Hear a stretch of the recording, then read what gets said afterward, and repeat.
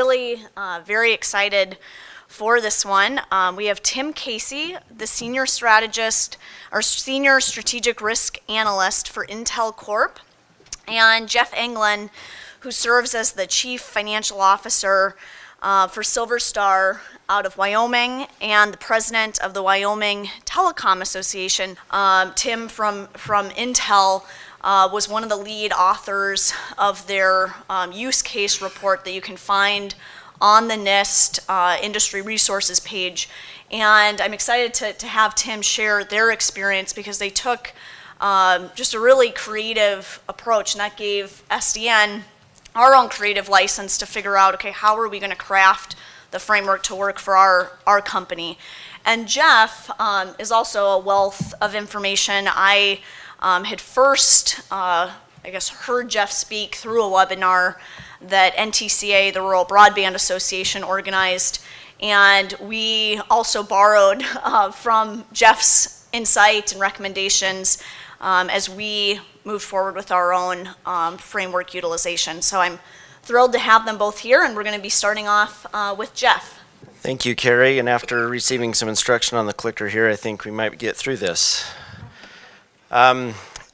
First off, let me just say it's a real pleasure to be here. Because of my involvement within the state of Wyoming and with regards to this, I've kind of had a vision of some things that we could do in some of these smaller states. My role in Wyoming has led me to aspire towards something that is happening here today. When you deal with smaller states with smaller number of rural telephone providers, internet providers, it's a lot easier to get people together who are like-minded, who want to accomplish some good things. And I'm really proud of the work that SDN has put into this and for the quality of people that have been here. I've really gained a lot from this, and your participation I think is very great as well. In some ways, we're seeing today what a vision I had for within the state of Wyoming. So commendation to those that were involved with this meeting altogether. I would also just like to kind of begin with asking you all a couple of questions, and if you don't mind maybe participating with raise of hands. How many of you here would consider yourselves to be an executive of the organization that you're with? Okay, so a few. How many of you would be considered to be part of your senior management group? Okay, about the same number. How many of you here then are here because of a function in your organization that is related to IT? Okay, quite a bit more. Now I'm going to get into some harder questions. How many of you here would say that as part of your job functions you are a risk manager in your organization? Okay, pretty good number. For those maybe who didn't raise their hand, do you know in your organization who is? I like to always ask the question this way: who in your organization has the responsibility to choose who your insurance carrier is and how much insurance coverage to get? The reason why I ask those questions is because at Silver Star, and from my perspective, I want you to perhaps open up your mind to a different view of the NIST framework. We've had some wonderful academic discussions regarding the framework, everything that went into it as a foundation in its development, and I think a good set of tools to build upon. But the different way that I want you to consider is that at Silver Star we don't use the NIST framework entirely as an IT function. I use it as an executive manager who has risk ownership responsibilities in my organization to help manage my IT department from a risk management approach. And so it's really, for me, and it may sound a little bit strange, but I use the NIST framework as an executive management tool. My IT department uses it for cybersecurity management, but for me, I use it as a risk management tool. So I want you to perhaps, knowing that as a foundation, as you listen to the things that I have to say, I want you to perhaps open up your eyes just a little bit more as to how this could potentially be used within your organization. As Carrie and the folks here at SDN had asked that I come and visit with you today, they asked that I maybe take a quick moment to provide a brief history of my involvement, as somehow if that might bring some level of understanding for you and perhaps even credibility to my message. And so I just wanted to take just a couple of minutes to go through that. And you've heard a little bit already about this executive order that was released back in February. The reason why that's significant for my personal history is because in January of 2013, I was working as the CFO of a cybersecurity audit firm in College Station, Texas, who did cybersecurity audits for DHS and for other federal agencies doing their FISMA audits. And I was never the technical guy, but as the CFO, I was involved in our company discussions, our strategy. I understood why cybersecurity was important. I understood why performing regular reviews of cybersecurity functions within an organization was important. And in that month of January, I had just accepted what I felt to be my dream job as the CFO for Silver Star Communications in Star Valley, Wyoming. That was home for me. I was ready to go home and be next to my family again. So I just accepted this job. I hadn't been hired on yet, and then a month later, this executive order is issued, and I thought, wow, what a great opportunity for me to provide some meaningful contribution to my organization. And then in March, I started with Silver Star, and if that started this wheel turning of cybersecurity within our organization. Not long after that, the NIST developed their first draft of the framework and reached out to a number of industry associations, U.S. Telecom being where I first got involved. You heard from Robert Mayer yesterday. He and I began conversations at a very early stage. And as we reviewed through that, providing some feedback within our organization, we immediately started using it. And we felt the best way to go through and perform a review as to its merits was to start using it in our organization. And we had a wonderful opportunity to work with U.S. Telecom in providing some feedback. I like to think that at some level we had some input on the tier assignment addition that came in the final review because of some of the things that we were doing in our organization. I know there were a number of others, of course. I can't claim all the credit there, but that was one area that we felt like the framework could be improved if it allowed for some type of a gap analysis. And of course, in the final version that we now have, it has this tier assignment capability. Because of some of my involvement in there, and I began working directly with the FCC in a number of visits, kind of giving them some visibility as to how we were using it. NIST invited me to come out. In fact, that's where I met Tim. We shared a panel there in Tampa about a year and a half ago, and we both shared some of our experiences, much of which has remained consistent even to this day. And so what you're hearing from us is something that we've both been doing now for some time, and they're proven steps that work for us. In addition to that, I've had an opportunity as an organization. We worked on the CISRIC 4, the small business report within CISRIC 4. We were some contributors to the content on that and really find that to be a valuable tool. I also had an opportunity, met Senator Thune for the first time as I had an opportunity to go up to DC and testify before the U.S. Senate Commerce Committee regarding the value of the framework within our organization, and in particular around its voluntary nature, which I still believe to be the core of success for the framework and for our industry as we continue to search for solutions in the cybersecurity space. And then to this day, I serve as a voting member on the CISRIC 5 committee along with Kathleen, who you heard yesterday. And so we have an opportunity to really be involved in this in the industry. This is something I'm passionate about. It's something that I believe to help us to be successful.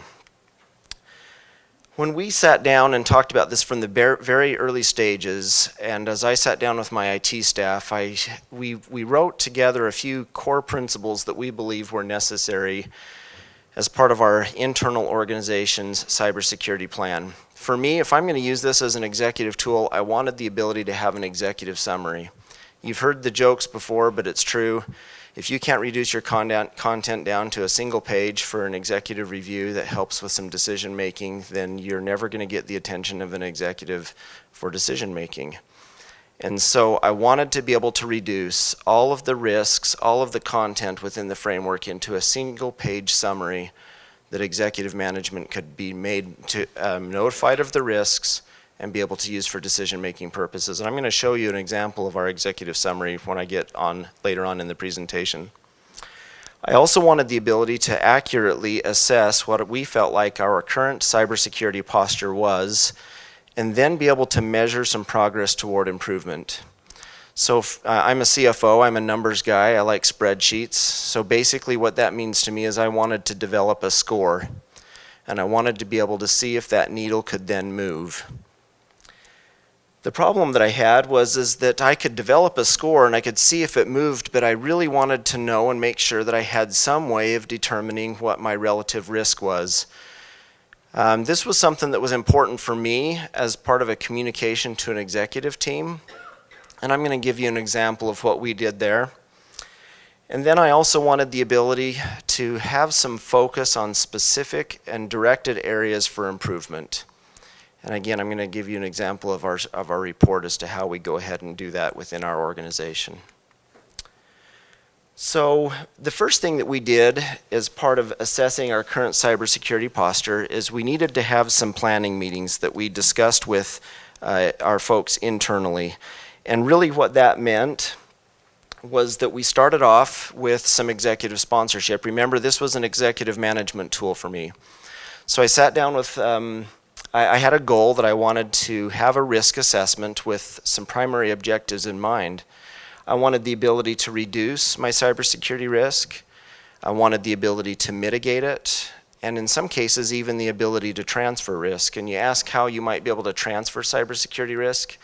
This includes the utilization of third parties, thinking of like PII that I could store on somebody else's database servers instead of my own.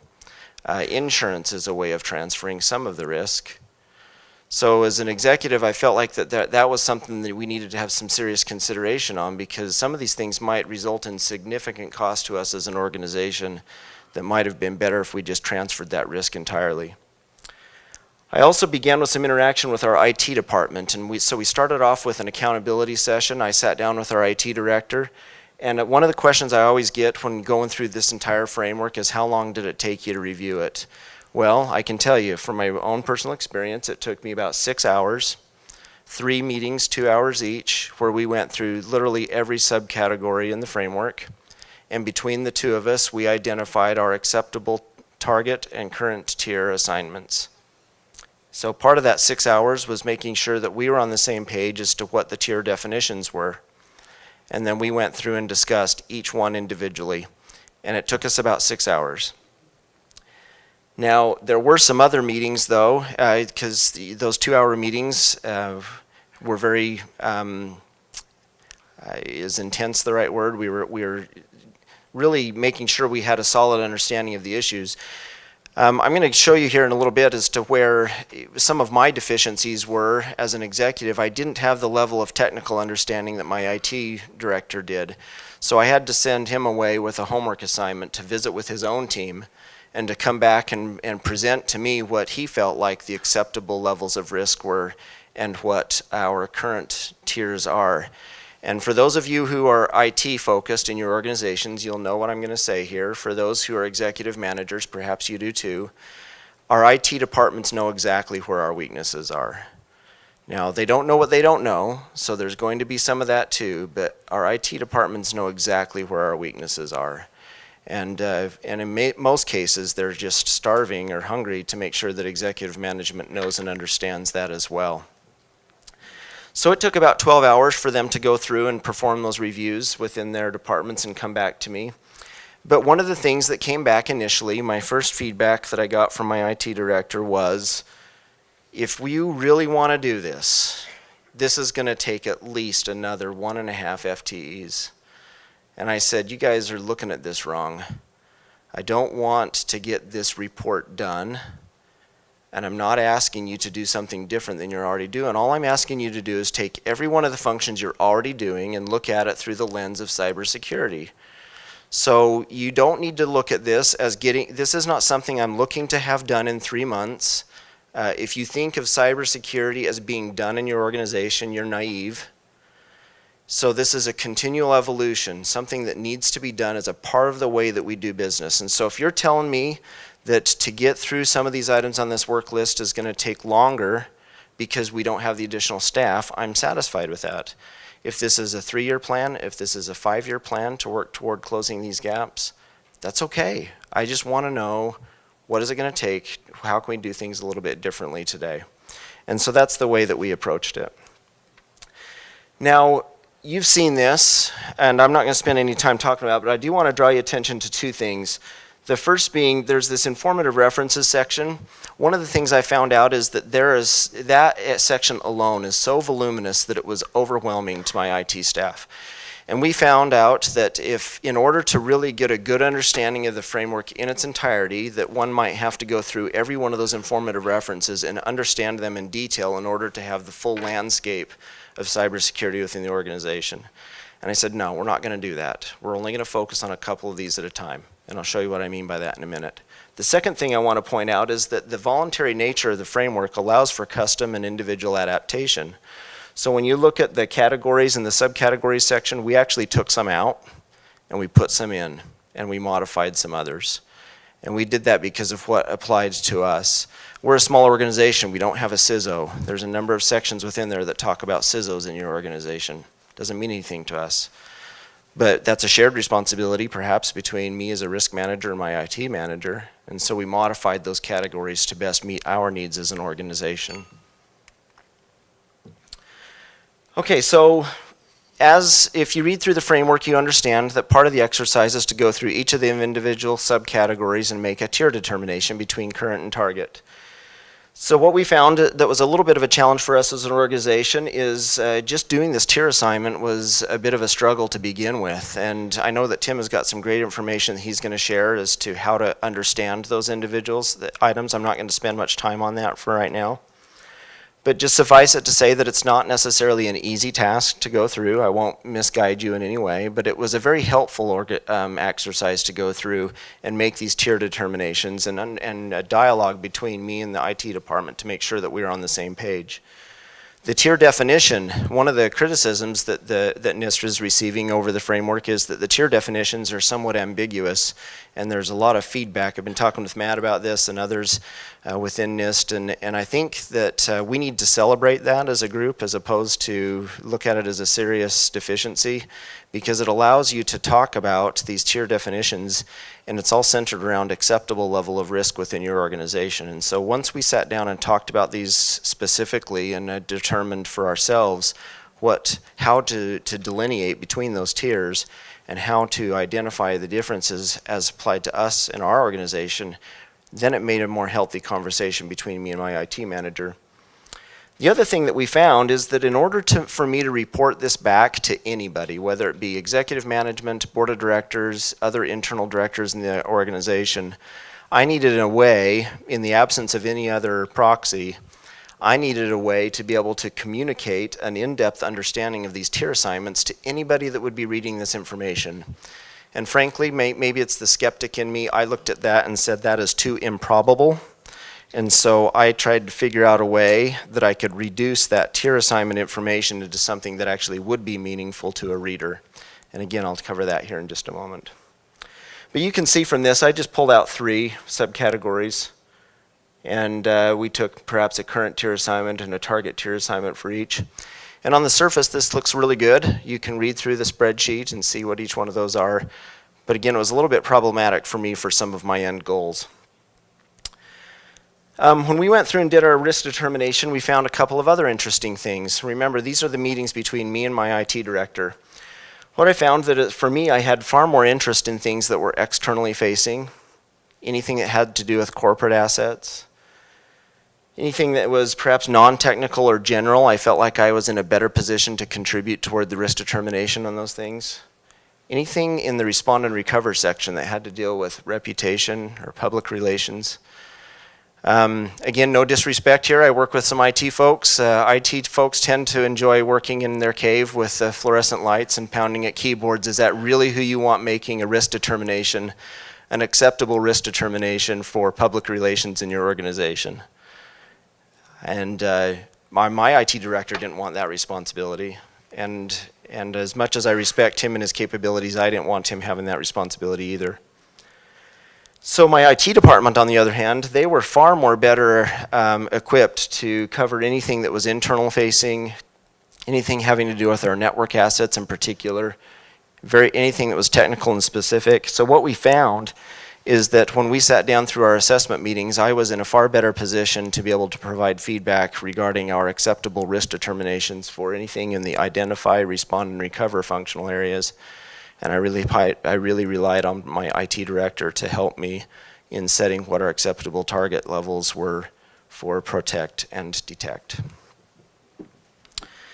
So, again, I'm a numbers guy. I build spreadsheets. What I found is that the Roman numerals were kind of interesting, but they didn't help me calculate a score. So what I did is I changed that Roman numeral 2 to a number 2, and it was amazing what that did for me. Now all of a sudden I can actually calculate a gap. Excel understands how to do a 3 minus 2 when they're in our traditional numbering system. But what I found is that it did allow me to give some initial focus on some of these largest differences. But what I really wanted to do was run some calculations in developing a score. So what I did is I created this gap number. And all it is, it's simple math. There's no rocket science in this. I took my tier assignment of 3 minus my current tier assignment of 1 to give me a gap of 1. Excuse me, a current tier assignment of 2 for a gap of 1. What I found then is that I was approximately 66% away from my goal, or 66% toward my goal, rather. So the idea is it's a percent, and I wanted that to be a percent so that I could make it, all of a sudden now each one of these individual subcategories were on equal measure because it's a percentage. And it allowed me to view things in summary level information using percentages. And now this opened up a world of possibilities for me. One of the other things that we started to understand internally was that not all subcategories are equal in the framework. And so I wanted to, if I'm going to develop a score, and I'm going to be using this score to help me determine where my progress is, I wanted to somehow reward my IT staff for focusing on the areas that made the biggest impact for us as an organization. Now Celia shared in her risk matrix yesterday about having these weights, or excuse me, the respond, excuse me, no, it was detect and protect that hit that quadrant 1 on our risk matrix. And I thought that was a really interesting way to formalize that review. My intuition said that I wanted to place greater emphasis on my identify, detect, and protect because I'd rather catch these things on the front end and deal with them before they become problems than to put. What I found is we were pretty good as the cowboy in the white hat coming in the respond and recover section. That's typically what IT department does, is they're responding to fires all day long. And so we developed that skill set, but I wanted to put more emphasis on the front end. So what I did is I took my gaps, these percentages, and I assigned them a weight that was based on where I wanted the priority to be, and it gave me a total score. This told me that my cybersecurity risk assessment was at 0.676, and that opened up some new possibilities for me.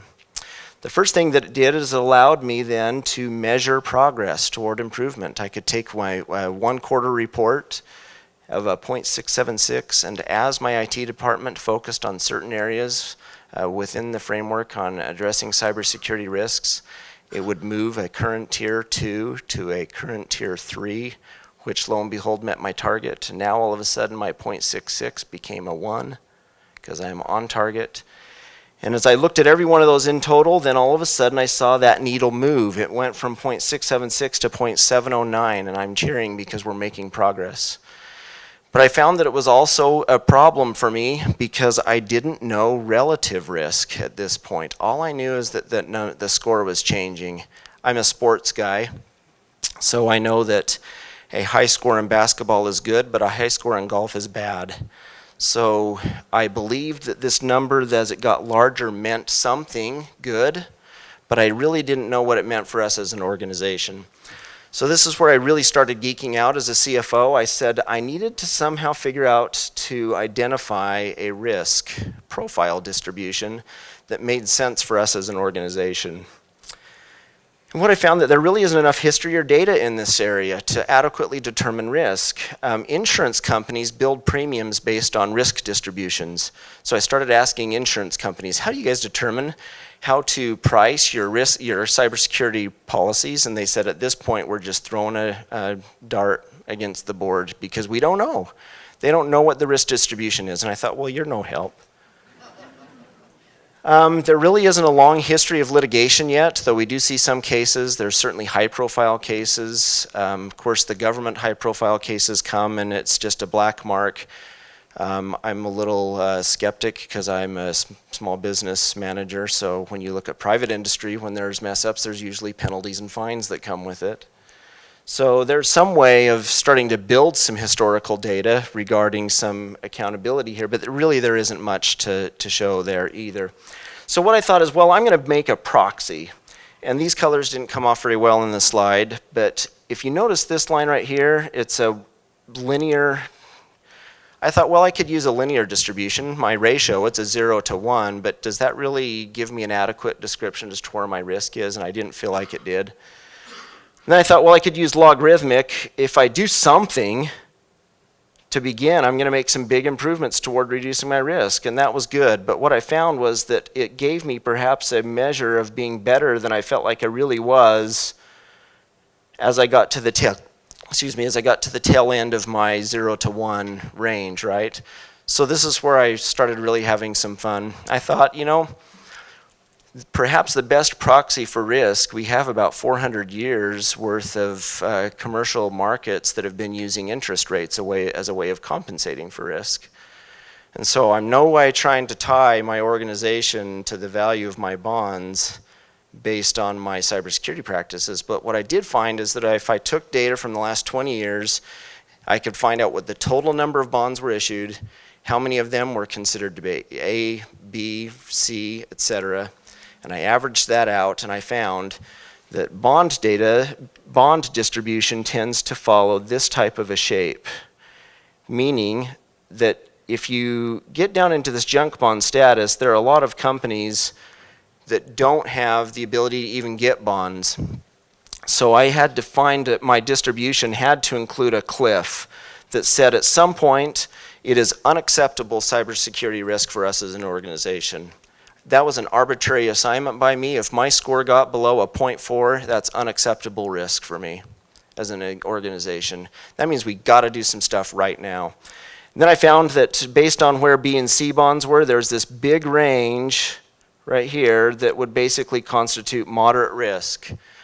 What I also found is that there's a very few number that have the best bond ratings, period. And so that's this top end. And so what I ended up doing is I took my score, I said from a range of anything less than 0.4 is unacceptable risk, and from a 0.4 to 1, I distributed it on that type of a graph that is broken down into a couple of key areas. So I have, let's see, I made a note here I'm going to share with you. There was unacceptable, there's significant risk, there's moderate risk, minor risk, and acceptable. Notice I didn't ever say that it's good, because there's no way you're going to be 100% cyber secure, but you can reduce your risk to an acceptable level, and that's what our goal is. Okay, so wrapping things up here, I just want to share with you an example then of what my executive summary looks like. No, excuse me, this is one step before then. I felt like that there were some other ways that we could make this improved. So I took my current tier for each, my target tier, I calculated my gap and my weight. We've already discussed those. I added in this dollar piece here because I told my IT director I need some understanding as to how to focus our efforts and our resources to get this done. And as Carrie had already mentioned, we've been using this, this dollar sign, a single, double, triple, just as a way of rough estimates as to how to figure out where we're at for cost to address this risk. And then we went through, because we found that there were perhaps several of these categories that had the same gap with the same dollar amount, but perhaps subjectively, subjectively there was different priorities that we should place in it as an organization. And then we flagged each one of those as engaged or not. So I had the ability to sort the data on those that we've specifically decided as an organization we're going to focus on right now. And that helped drive my management report. So here's the executive summary. This piece here is the front page. And it's just taken each of the functional areas. I remind my executive team what the weight for each of these is. Here's the gap and the total score that's calculated for each. At a 709, it falls on my proxy risk distribution that says we have moderate cybersecurity risk at this point. And this is fictional data, just giving you some representation as to how the report would work. And then I have at the bottom areas of interest. I'm hitting the back of Carrie's head there. So this is just one, but what we do is my report shows 3 areas of interest. And that page looks like this. It tells me what the area of interest is, what the priority is, what my estimated cost to complete is. I have the ability within my spreadsheet to assign personnel to work on it. It also identifies the additional resources that the framework recommends. So remember how I told you that it was so voluminous to understand all those additional resources? Now my IT staff only has to focus on a handful of them. That they can do, because this is one area that we want to address the risk on, and this gives them some homework assignments as to go back and understand how to address those risks. And that's tied in within my spreadsheet. And then we allow for a place to record a couple of different notes as to what made us get, helping keep a history of what our thought process was on this particular issue. And so that's what it looks like. Now, what we found, there's some side benefits, and I'll cover these really briefly because I know I'm getting over my time now, but I think we had some buffer here for questions, and hopefully this is good information for you. Internally, we found then we had a powerful executive summary that we could communicate risk within our organization. It provided the ability to give us a management report within key managers in our organization. My IT department had guidance. It helped us in budget decisions. We knew then when we come around to capital budgeting time and my IT department comes in, they have the ability to then hand them budget requests, and my executive management team says, I know exactly why we're doing this, because we're trying to specifically reduce our risk in this particular cybersecurity area. My IT department has a way higher success rate of getting budget requests now as a way of effectively communicating the risks that it addresses. There's some other benefits that we found as we've gone through the framework. One of the questions in there said, do you address cybersecurity risks as part of your annual risk assessment meeting? And I said to myself, what annual risk assessment meeting? And so I had to then do some research about annual risk assessment meetings, and we've had now an entirely different addition into our management process that has been wonderful for us. It also gives me the ability to have some competitive differentiation. We actually try to celebrate our cybersecurity involvement now. We found ways to offer more secure products and services to our customers in the way that we structure and organize our network. There's a big NSA shop that's coming in Utah by us, and it gives us the ability to perhaps play on a little bit of fears there, that if you do work on our network and store data in our data centers, you're transferring data back and forth in a layer 2 security level that doesn't ever go out into open internet for NSA sniffing. So, you gotta, if it's a scary industry, you might as well play to it for your benefit. But it gave us the ability also to have some external communication to our board of directors. We don't go through in an enormous amount of detail, but we try to indicate to them when we talk about capital budget, how it's addressing certain cybersecurity risks. We try to communicate our overall acceptable risk level and where we feel like we're at on that. One of the other most powerful things we found is a vendor qualification. And this is where executive buy-in and my role in a CFO has been helpful, because my IT staff will tend to have some of these conversations, but now, you hear about the Target breach and how it went through an HVAC provider. My IT department would never have thought to check with something like that, but from the accounting department I can. So we already go through a vendor qualification process where they go out and fill out a form that helps them to be qualified. That's part of a internal process that we already have for ISO 9000 type goals that we go through. So what I did is I added 2 questions to my vendor qualification form. And honestly, I don't even care what the answer is, but it's led to some wonderful dialogue. My first question is, do you use the NIST cybersecurity framework? And if not, what do you use instead? And if they use the framework, great. I at least know that they're going through and addressing some risks. And then at this point, it's like, wow, we didn't even know some people haven't even heard of it. and that leads to a dialogue. And those that have no idea, then it leads to an even better dialogue. And what I found for those communications providers that are in the room is you would be surprised at some of the high name, I'm not going to name any names, but high name providers of equipment that you are attaching onto your network who do not have a cybersecurity plan. So something to follow up with. And it helped with partner qualification as well. Companies that are neighbors to us that we peer with, that kind of stuff. There's some really interesting conversations that we've had over this. So that basically wraps up what I've got for you today. Hopefully we'll have an opportunity to go through some other questions that you might have when we get to the Q&A session, but hopefully this gives you some visibility as to how we've practically gone through and applied some of the things that you've been learning about and how it's been successful and helpful for us as an organization.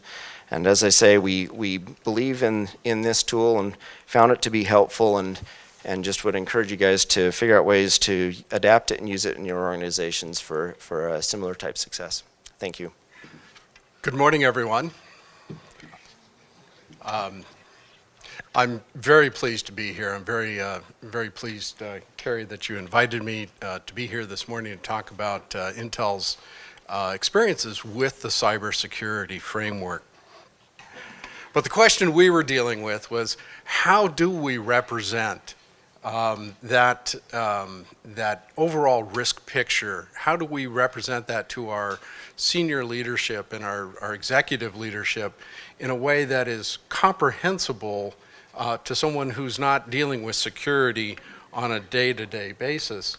And how would you get there? What methodologies would you use to make that process repeatable and affordable? Those were some of the questions that we were dealing with when we became initially engaged with the efforts to develop the cybersecurity framework with NIST. When the framework became available in early 2014, we conducted a pilot at Intel, and the results of that pilot are in the white paper that we published shortly after that was completed. That white paper is free, it's available. I have a link to it at the end of the presentation. I believe it's also available on the NIST website as well. It goes into great detail on what we did on many of these steps. I'm just going to hit the highlights here this morning. So if we don't get to something that you've got a question about, by all means check out the white paper. That information may be in there. So to start with, we, as I said, we had been participating already with NIST into the development of the framework, and when it became available, we were all ready to conduct a pilot. We really saw great value in this, even in the early stages, and we're very excited for the opportunity to do this. We made a first step. It wasn't conscious at the time, but we took a first step that turned out to be extremely helpful for us, and that was to engage all of our stakeholders, all of our senior leadership, all of our even executive leadership from day one. And we spent a lot of time up front educating all of these people what the framework is, why it's important, and how we thought we were going to go ahead and use that. And what was very interesting about this process was the framework itself facilitated many of those discussions. When you,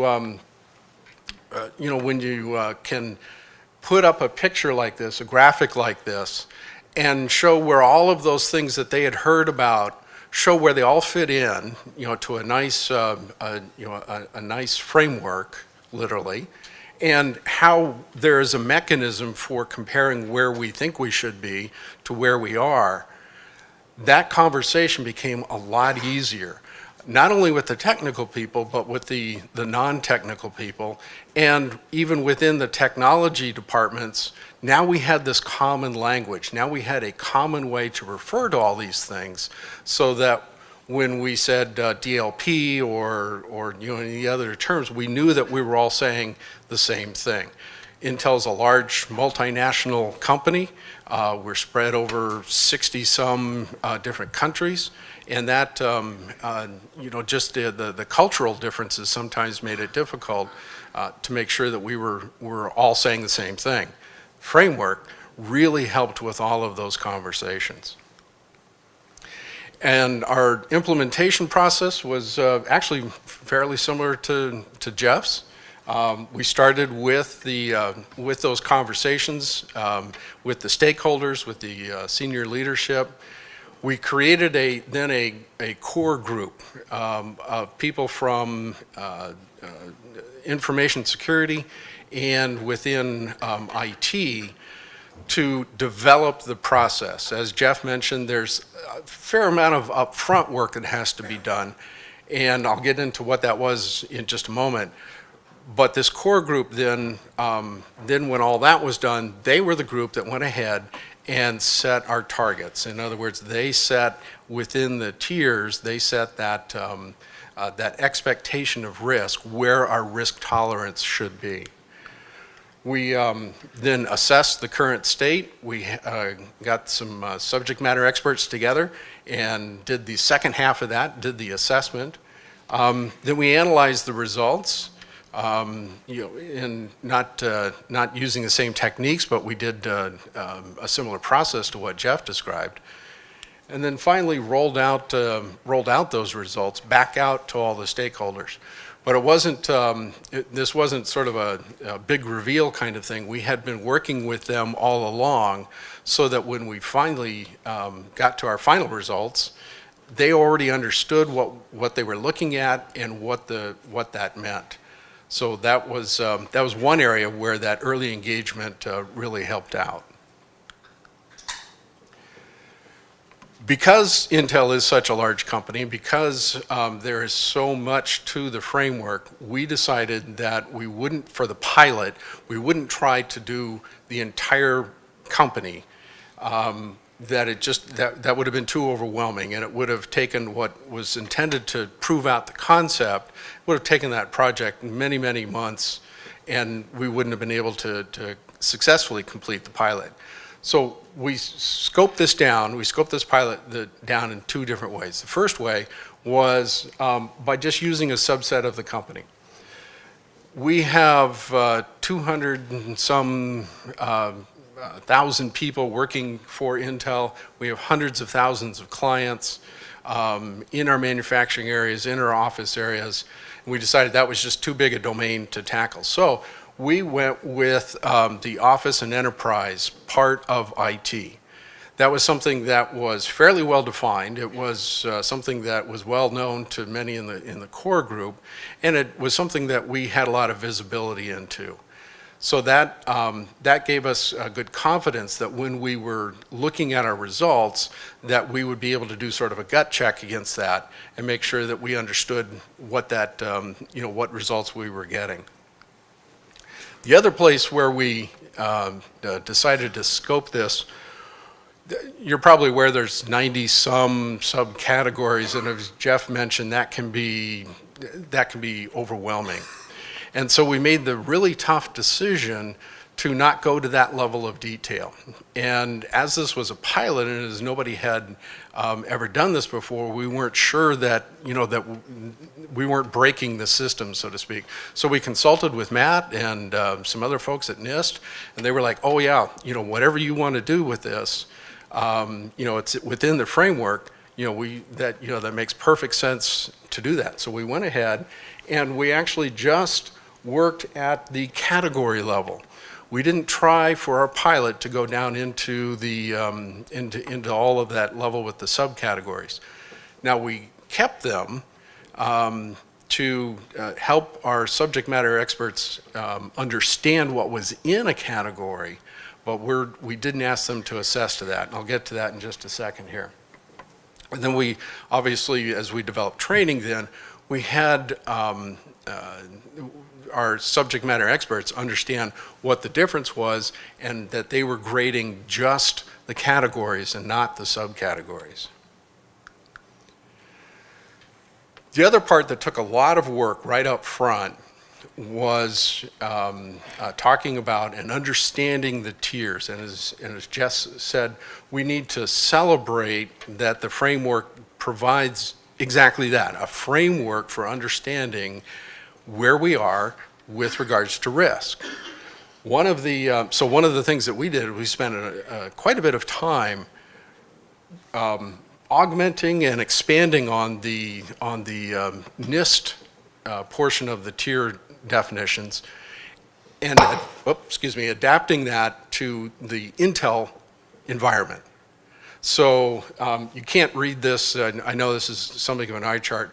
We do have this reproduced in the white paper. So if you want to see, exactly what we did, and you'll see in some areas it's really just sort of an expansion of what NIST had, but in other areas it is about specific to Intel and our manufacturing or our environments.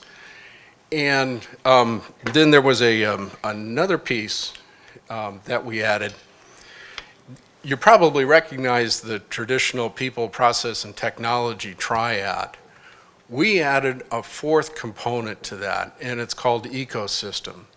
The three parts of that, people, process, and technology, are very important, but there's something of a silo for each of them. Ecosystem is where we can consider how all of those fit together. In other words, we put the context around those so that we could understand things like supply chain, how this might impact us, from a PR standpoint. So all of those things that aren't specifically in people, process, and technology now had a place to live. And the feedback that we got from both the core group and the subject matter experts was that this level of detail in understanding what the difference was in each of those four categories and in each of the four levels of the tiers was very helpful, that they felt very, very comfortable being able to distinguish, okay, for this particular item, what is a 1, what is it a level 2, what is a level 3. Now, while there's not a whole lot on that page, that did take quite a bit of work on our part. And again, this was an area where we had already engaged our senior leadership.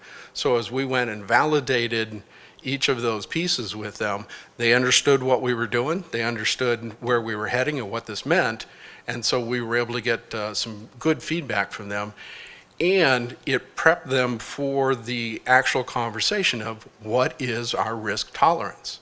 And while we've had that conversation many times within the organization, we never had a framework in which we could put all of those conversations together and have it make sense from a holistic standpoint.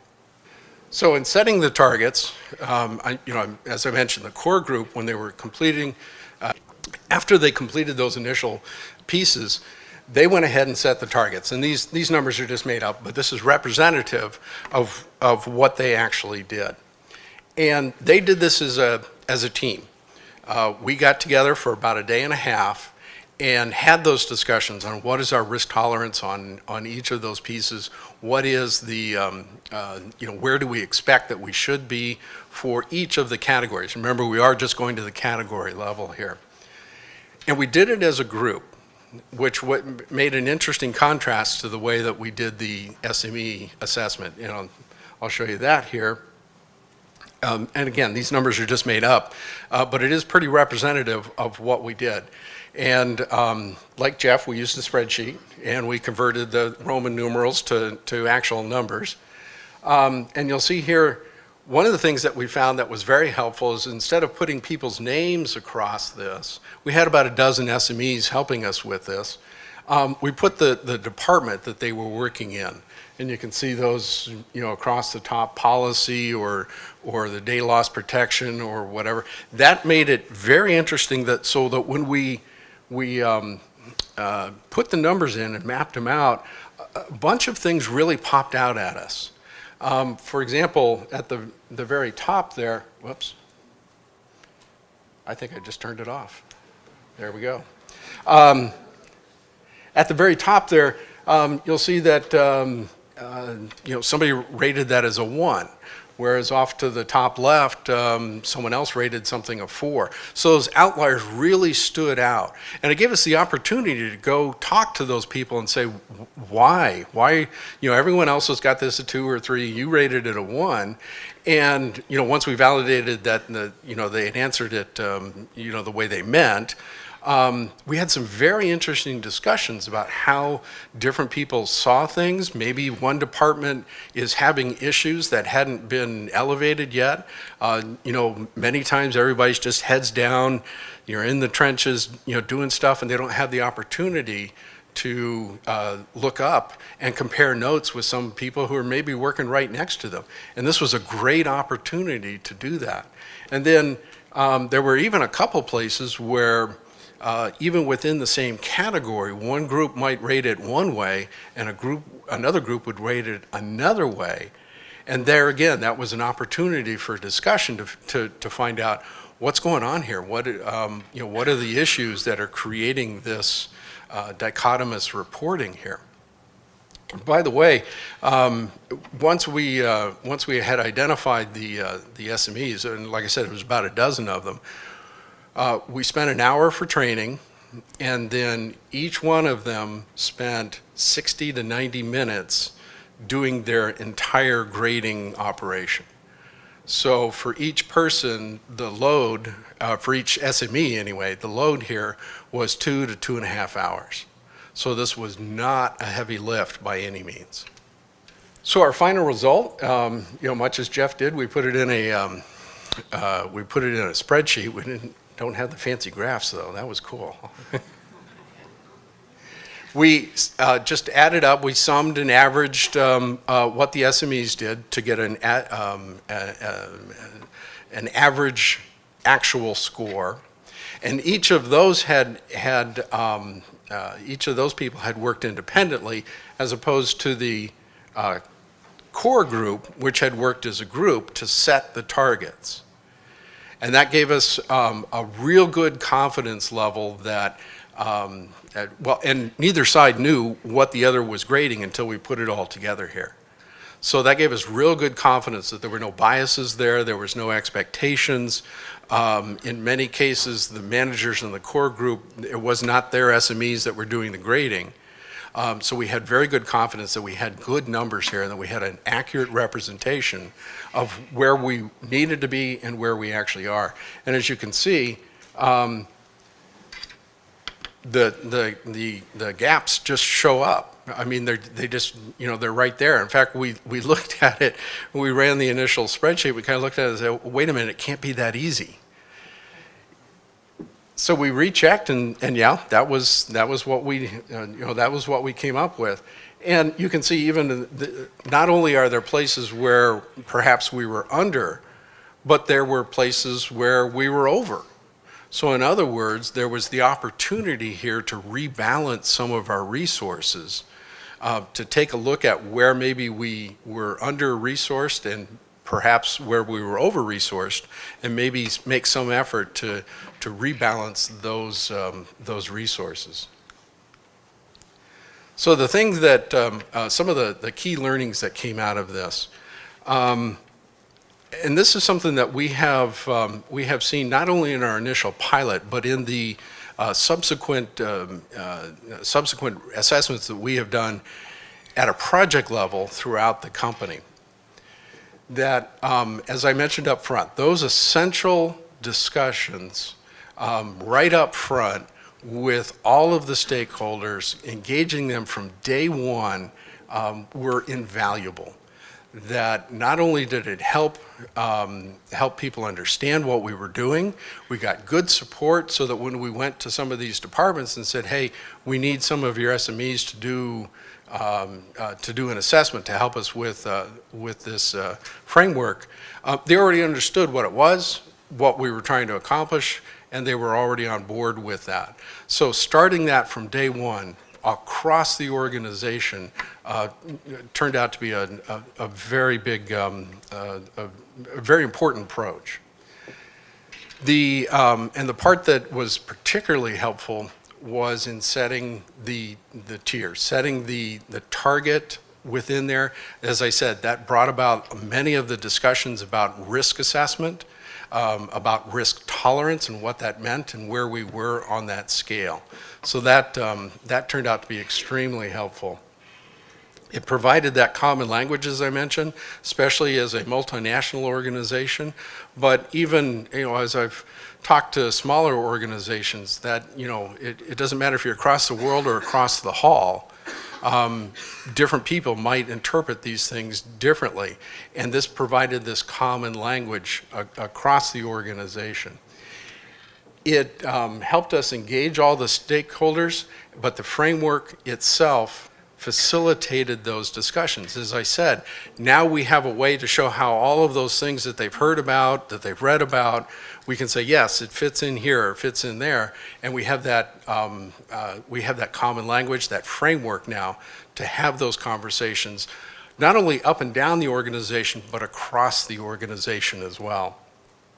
And then finally, it's alignment to industry practices that industry spent almost a year working with NIST to talk about our best practices, how we go about things, and NIST did a fantastic job in bringing all that together into the framework, so that many of the things that we already do are already in the framework. And as you go to utilize this, you will see, yeah, that's perfectly reasonable. Yes, we're already doing that, and it's going to line up pretty well with what you already have in place. Regardless of what system you might be using already, you're going to see almost all of that here.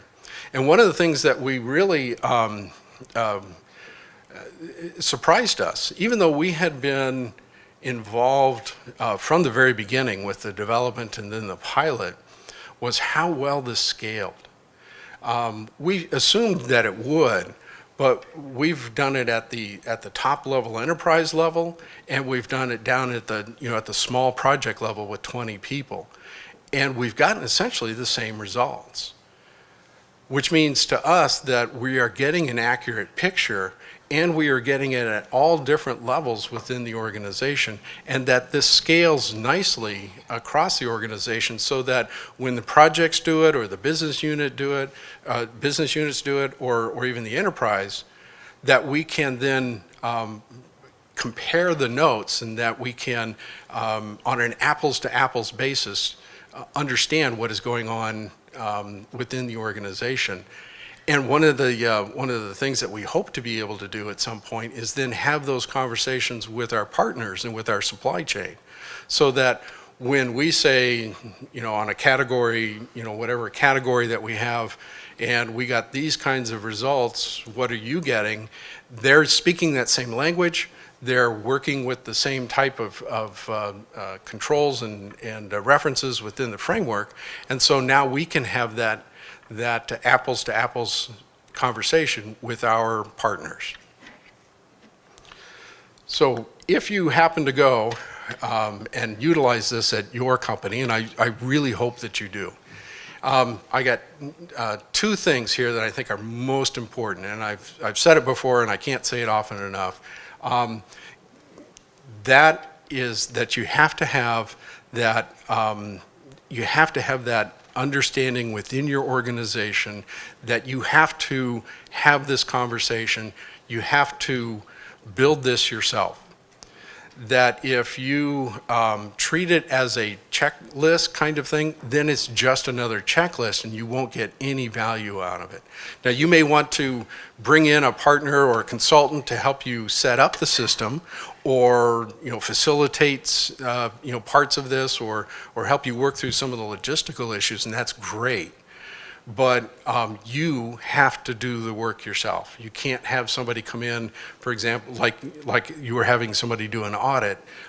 This has to be something that you do for yourself, and that's where the biggest benefit comes from. And then I've also said this, that get your stakeholders engaged early and communicate often with them about how this works.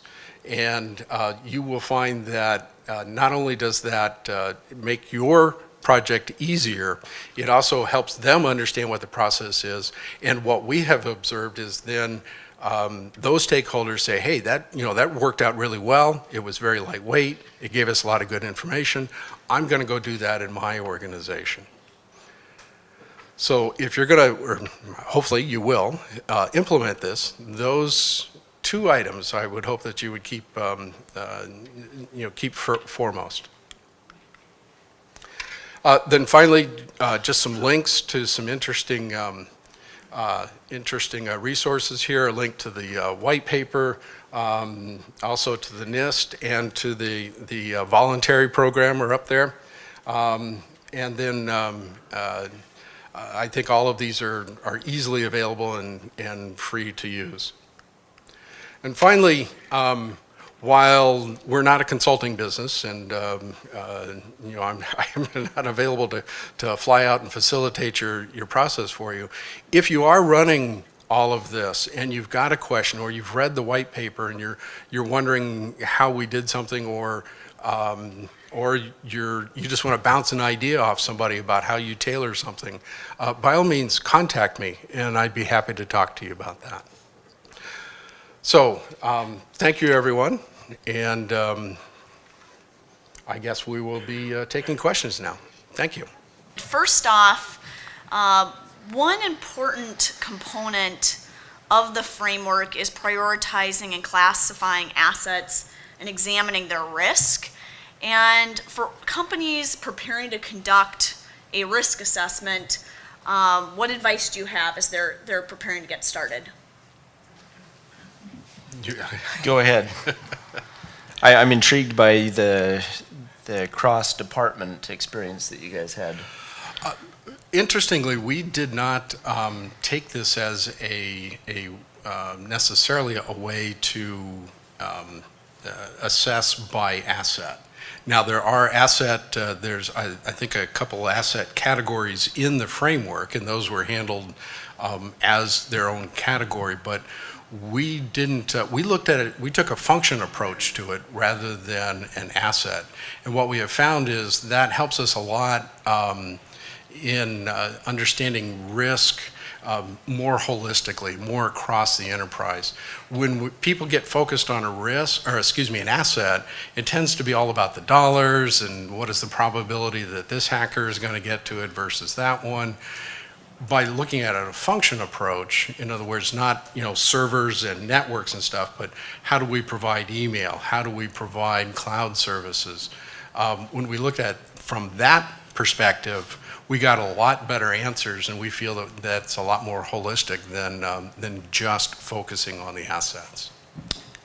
So I would agree. The assets is just one component, right? So, but let me tell you maybe some practical experience that I've had on the second part of your question, which is advice for companies preparing to conduct a risk assessment. And I'll just say, remember when I told you that my IT department manager came in and said, this is going to take 1.5 FTEs? I said, no, let's just focus on a smaller group. And again, he's looking at the overwhelmingness of it. And I said, okay, well, let's just reduce it down to 10. And there was still some pushback, and I said, okay, look, this is not acceptable. Pick one, and we're going to meet tomorrow, and let's just talk about that. So all he did was had to pick one subcategory. And so our first meeting was all of maybe a half hour to talk about this, and I said, all right, tomorrow we're going to meet. It'll be 15 minutes. We're going to talk about one subcategory. So we got together and we talked about it. And I said, so how was the experience? And he said, well, it was very helpful. I said, how long did it take? And he said, 10 minutes. I said, okay, so let's meet next Monday and let's do 3. And so next Monday we met, and he came in and he was prepared with 10. Because he found that after getting into it, it wasn't as laborious as he thought. And so those 10 items went through in about a half-hour discussion, and before you know it, then we had 3 2-hour meetings where we actually dove right in. So the best bit of advice I can tell you is just start somewhere, and it doesn't even matter where. Honestly, it doesn't, because anything that you're going to see in the framework is a step above where you're at right now, even if it's just in a proactive measure. So just do something.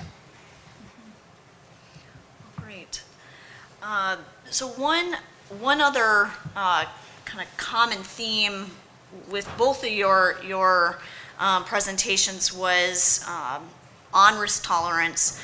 And one priority of the framework is making sure that an organization's risk tolerance is clearly communicated across the company. And I just want to ask, what tips do you have for companies that are in the early stages of trying to figure out what is our risk tolerance, and what steps they should take to make sure that gets communicated and it's understood in IT, beyond IT, with senior level execs? How do you raise that awareness? Okay, I guess I'll go first on this one. I'm not sure if this is necessarily best practice, but I can just tell you what we do. I am a risk owner in my organization, and so that's what I'm hired to manage, and it's what I get paid to do. And so really, when it comes down to it, I think the buck stops with me, for good or bad. And so the president, chief operating officer of our company, the owner of the company, will turn to me ultimately on some of these things. I shared with you about how I felt like I was better suited to identify acceptable levels of risks in the identify and then the respond and recover sections, and that my IT staff was better in the detect and protect. That didn't mean that they were left on their own. They had to come in and talk to me and present to me what they felt like our acceptable levels of risk were. I approved those. So in that sense, we as an organization, we spend less time on coming to a consensus as to what our acceptable risk tolerances are, and instead communicate more on where our current risk assessment is as pertaining to our acceptable tolerances. That's in general terms. Now, having said that, as we've gone through it and we identify some of these areas that I'm like, I didn't know that we were perhaps that exposed, or I didn't realize that we were so good in that particular area. I use those as opportunities for discussion items when we meet together in our XCOM meetings, and I just tell the president and the owner, I said, I've been visiting with my IT staff about this framework stuff, and we found that there's a couple of areas here where perhaps we have some more significant weaknesses, and so I'm just letting you know that this is happening, and then it leads to a bit of a dialogue as to what our acceptable levels of risk are. The other thing, remember my executive summary showed 3 items that we're working on, and in the data, so that's what we do. At any time, when I go pull my management report, there are always 3 items that we're currently working on to try and close the gap. And if you remember from my summary report, it shows what our target and current tiers are. That I have that opportunity then to communicate to my upper management what our acceptable levels of risk are, and if there's any clarifications that are needed, we discuss it at that time. So that's roughly how we do it. Again, one of the things that we found was how well the framework facilitated those kinds of questions. But not only did it facilitate it, it became the mechanism by which we could communicate that. If we can put up a chart like what I showed earlier, it said, for each of the categories, here's our risk tolerance or our tier expectation. That in and of itself was a very effective communication tool. It was something that we could share widely throughout the organization, and let people know where we felt. Is part of the process in getting there, much to, as Jeff said, we found that once we got started, everybody wanted to talk about it. While we had the conversations before in many different formats, this, coming together here and putting this all together in a single framework turned out to be very, very helpful in framing those discussions and putting that all together in one place, and everybody got very excited about it. And just as your manager had an assignment for 3 and came back with 10, we found the same thing, that people were really willing to talk about this. And one of the things that became very evident right away was how unique this was to our organization. And even within some of the smaller business units and even projects, that they're going to see risk and risk tolerance in a different way. Now, we harmonize that across the organization, but each business unit has, different things that they need to look at, different things that they need to be working on. And so, once we provided that tier explanation of what those different pieces were, then people could use that to start their own conversations. But how they got from that description to the actual score of the risk tolerance was often a very, I'll call it a personal explanation or a personal discussion, much the way that you would personally decide how much car insurance are you going to buy. You're thinking, okay, what is the likelihood I'm going to be in an accident? How much do I want to pay? All of those kinds of things that are very, very different, are very, very difficult to quantify, then come out. And as an organization, be it a project or be it the enterprise, you kind of have to have those discussions that at a business level, are very much mirror what the personal things are that you do. That's why I referred to it as the personal aspect of it. But again, having that framework, having that starting point, we found to be very, very effective. Great. Well, I'll ask a final question, and then I guess leave it to all of you to start asking some. One question that I had reached out to Jeff was asking for tips on even facilitating the discussion. I think there's many of you sitting here today are going to be tasked with returning to your organization and facilitating and coaching your team through this process. And this might be the first time for you. Maybe you've worked through other types of guidance, so maybe you have some experience, but for some folks, it might be the very first time. And I remember that Jeff gave me 3 key questions that I should ask the group to really center our conversation on risk management and kind of get to the core of where we are today, where do we want to be. And he said, ask what risk is addressed, does it make it go away or just mitigate the risk, and how much risk or how much is it mitigated.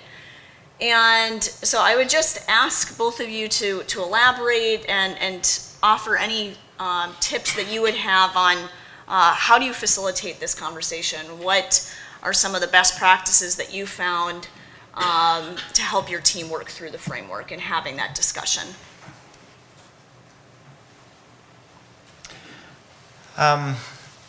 Maybe I could just start by giving, say, a couple of examples. One of the items that I know that's in the framework is to go through and do like a software inventory. And that was an interesting conversation with my IT director, because from the IT director's perspective, they're focused primarily on making sure that everybody within the organization has the software tools that they need to do the job, and that it's kept in some type of a secure environment. And so, like, for our organizations, one of the ways that we helped delineate the tier definitions, and by the way, what Tim has shared with you today about the other stratus layers of the tier definitions between people and the resources and the ecosystem. That's gold. I love that. I'm going to go back and start using that in our organization now. But one of the ways that we help delineate between the different tiers is through, from my lens of perhaps an ISO 9000 view, one of the tiers is that you just respond by the seat of your pants. One tier is that we have processes, but they're not necessarily documented. Another one might be documented processes and procedures. And then 4, of course, is more of a proactive approach. And so what I found is that my definition of the acceptable risk would be a tier 3. I wanted some documented processes and procedures around software management. And my IT department looked at it more from, as long as we have an informal process in place to make sure that everybody has the tools and resources that they need, it's good. And that there's, that we're staying current on the patches. And from a security standpoint, that sounded great, but I started realizing, there's some other risks that are here. There are financial risks if we're not current on all of our licenses that we have. And that view that I had brought a different level of acceptable risk than what just my IT department manager had. And so really sitting down and trying to understand from the IT perspective and from an executive management perspective why these risks are important to manage in setting the tiers is a really helpful conversation. What we found is some of them were shared. I know that one of the subcategories has to do with like our HR processes with hiring and firing and going through a checklist of some things. You know, how many here has got the email blast that's to all team members, and you start finding out that there are a number of employees that are listed on that have no longer been employed with your organization for 2 years. That's because there aren't some defined processes and procedures in your organization about exchange accounts. And when you have open exchange accounts, that gives you security vulnerabilities. And so there's some effort that needs to be there that's a shared responsibility. And then of course it gets down to the stuff that are perhaps highly technical in nature. You'll forgive me for using too general terms. I'm really not the IT guy, believe it or not. And so one of the things in there is talking about maybe going through and testing our detection process to try and detect vulnerability scans, for example. I have no idea what our acceptable level of risk there would be, and so that's really something where I've had to depend highly on my IT department. So I guess in summary, if I'm using those 3 examples, I would just say that you need to have the dialogue, and you need to make sure that you're considering different people's perspectives in determining the risks, and be respectful to that, because this is something, especially if you use it the way that we do, and remembering I use this as an executive risk management tool, and then you have to consider that broader spectrum in those conversations. And we've already said quite a bit about it, and I've mentioned our approach.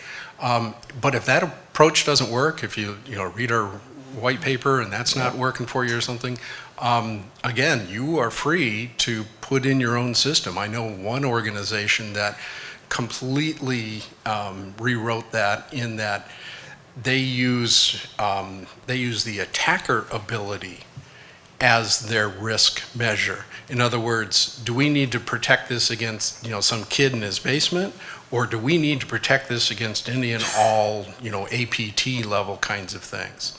So they put the risk, they turned that almost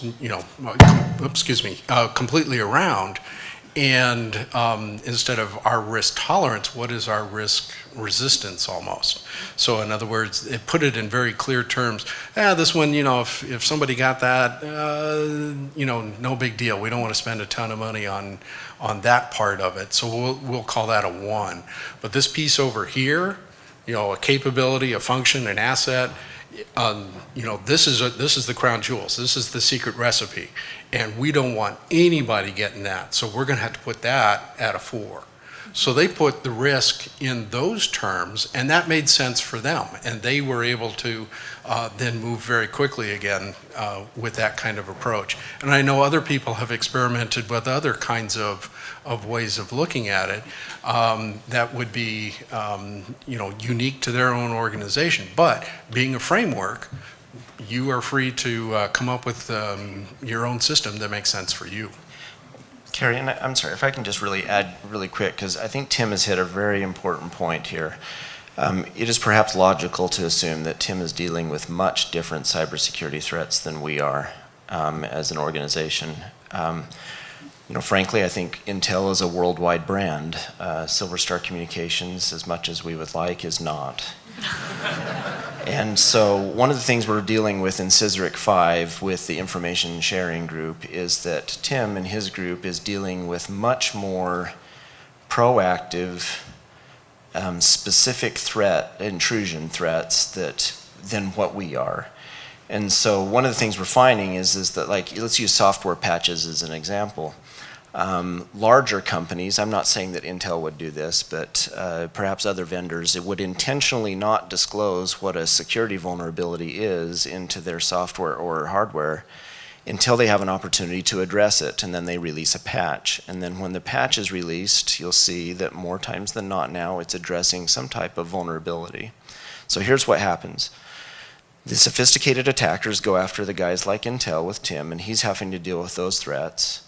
And then the smaller guys like me who choose, either through bad policy or just getting busy or not having enough resources to not conduct that patch, now we become the low-hanging fruit. And so Tim's dealing with the sophisticated attackers, and I'm dealing with more of the 14-year-olds that can just do a quick scan on the net to find out who's using an old version of the equipment, and I'm getting some intrusions in that way.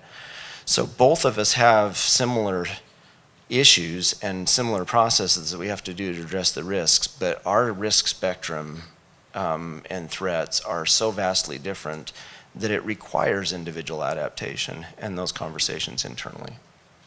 Tim, I'd appreciate knowing how Intel integrated their risk management system, and I'm assuming that you had one as a global organization prior to NIST. You must have had one.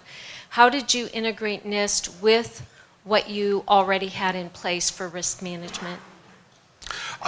That's a good question, and the answer was we didn't even have to. It so well mirrors what's already being done as best practice that really it was almost like kind of an overlay that we didn't, maybe we interpret things a little differently here or there, or maybe, we have to do some things because we're manufacturing that, that weren't specific to the framework.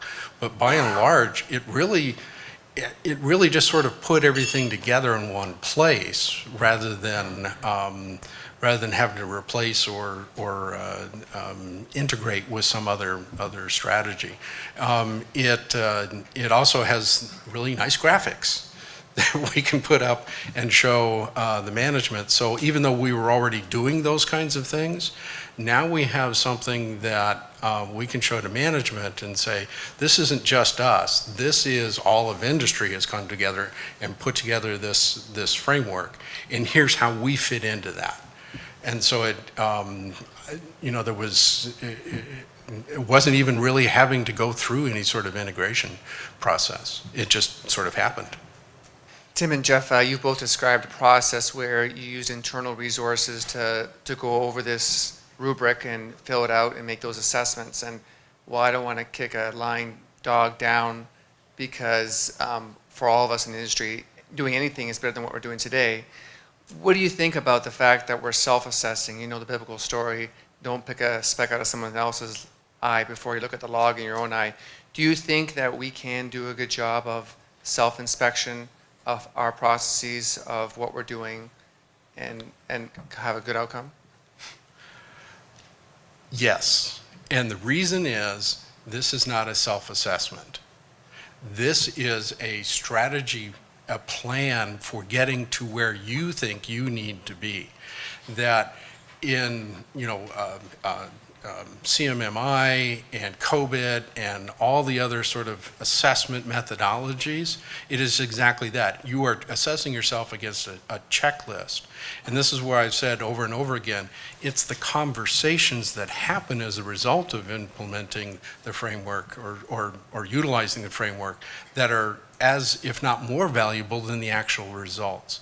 Because it's not a self-assessment in the sense of a compliance checklist or something like that. It is a self-assessment in the sense of having a coach, tell you how your golf swing is doing, or your stock portfolio is doing, something like that.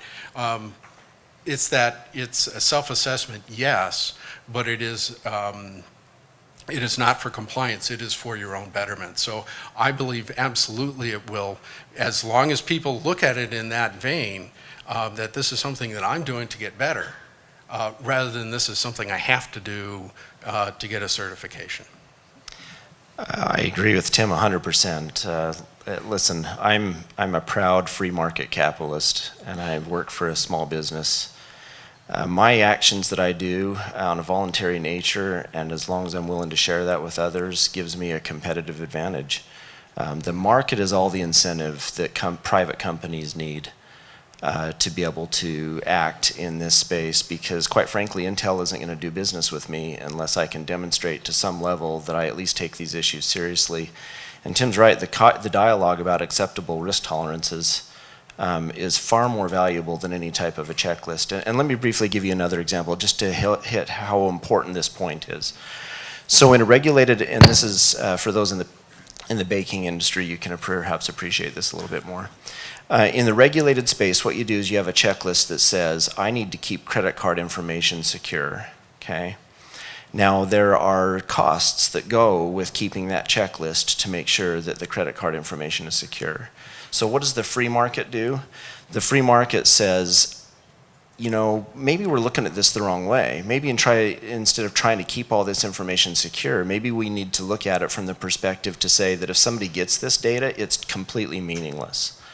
So in a credit card space, you have situations now where, like purchasing through apps on your phone, like your Google Wallet or Apple Pay, that will issue a single one-time use credit card number that's pre-authorized for a particular vendor for a specific amount. Now all of a sudden, if Target's credit card database gets hacked, I don't even care, because there's no way that that number could then be used to financially harm me. So now you have a situation where in a regulated environment where these items are being checklisted and you're being controlled over how well you do on that, you have additive cost from following up on this checklist when the consumers are over here demanding a better way to conduct business. And so the framework should not be looked at in that perspective. It should be a way of demonstrating competitive actions that show we are taking these things serious, and the dialogue is where the real value is. And that's the type of representation that you end up providing to those that you partner with. And just to echo on what Jeff said about the competitive advantage, unlike PCI, everybody who does credit cards has to be PCI compliant. Every supplier or every credit card user has to have that. That is just a baseline. If you go over and above with something like the framework, then that becomes a competitive advantage. And yes, on Intel's website, on our supplier website, it says, we expect you to demonstrate your strategy for security if you want to do business with us, and we recommend the framework. And so now it's not just a nice to have, now it's not a compliance checklist, now it is actually a competitive advantage. And that's why I think it'll be successful, is because people are going to want to get that advantage.